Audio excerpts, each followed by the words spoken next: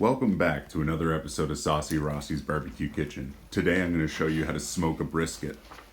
This recipe is super easy and the results are insane. Just look how juicy this brisket came out. It's pouring juice. You're going to start by opening up your brisket. Now, the smart way to do this is flip it upside down and cut along the fat cap.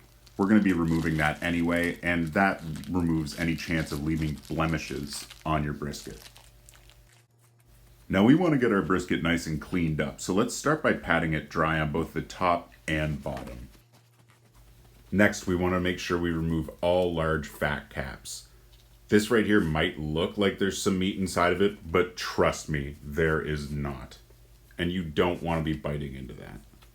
Set that piece of meat specifically to the side, and you can render it down to make your own homemade beef tallow, or you could grind it up for the fat portion of any homemade burgers you might make. Now, for cleaning up the rest of this brisket, we want to make sure we get all the silver skin off, then trim up the edges. There was some rough meat around the edge there. Once it was removed, I set it to the side so I can make hamburgers with it later. Now that my brisket was all trimmed up, I gave it a quick tenderizing with my fist. Then, I made a binder with 2 parts mustard to 1 part hot sauce. Then I rubbed down the entire brisket with this. Next, I go on with a dry rub. I'm using salt, pepper, garlic just to form a perfect crust on my brisket. Make sure every side of the brisket is evenly coated, especially the presentation side. I usually leave my rub resting before putting it on the grill for about 30 minutes to an hour. Then, when my offset's ready, I throw it on. So this is a longer cook, so it's best not to blast the brisket with heat. I'm going to try and run my pit around 225 to 250. On the lower range, around 225 though. I'm also going to be making sure to spritz the brisket with apple cider vinegar, once every half hour to an hour or so. In total, you're looking to have your brisket on the barbecue for about 12 to 14 hours. But what's actually really important is that you've allowed the brisket to pass what's called the stall. The stall happens around 185, 190, and can take a few hours to pass. So it's really important to be patient and let your brisket cook properly. Because if you're looking, it ain't cooking. Now, you might notice I'm throwing the brisket into a foil boat at this point. This is about the 8 or 9 hour mark, but the main thing I needed to be certain of was that my bark had completed setting, which took about 7 hours or so. So at this point, we're running about 10 hours into this cook, and I'm thinking it's time to drop some beef tallow on the top of the brisket. It's important not to go overboard here, as the foil boat will catch the juice. But this is a great way to add extra flavor to your brisket. And as you become more familiar with cooking brisket, you can even render your own beef tallow from the fat that you trimmed off.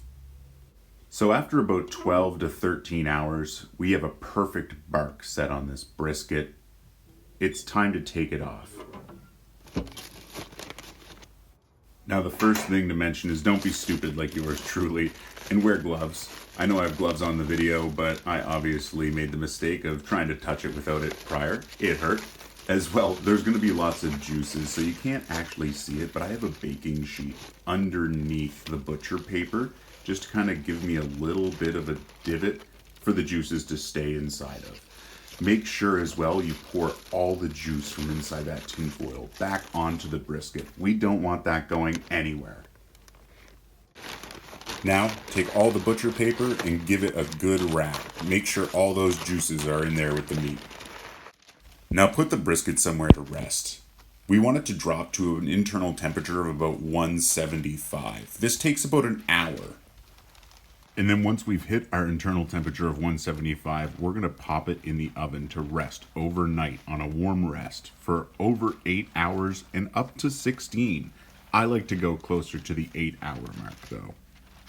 Now for the warm rest, you want to try and get as low as you can to 170 as possible in your oven. But not all ovens can go that low, so just do your best and get as low as possible. So once we've got the butcher paper wrapped on there, we simply pop it in the oven, then go to bed, or do whatever really you want. Here I am the next morning. You can note I'm still in my pajamas. It's 6 a.m. pulling out a brisket. But anyway, I'm going to be quiet here. Just watch how juicy this brisket turned out. It's honestly amazing.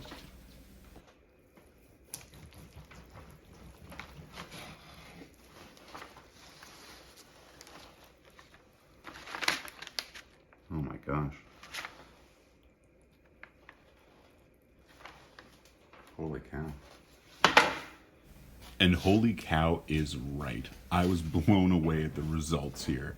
This was so juicy. The bark set perfectly. Just look at this. It's like a waterfall. I really hope you found this video useful. If you did, make sure you drop me a like and a subscribe. And let me know in the comments below if you tried this yourself and how it turned out. It's not that hard. Just be patient. That's what matters. Good luck and have fun.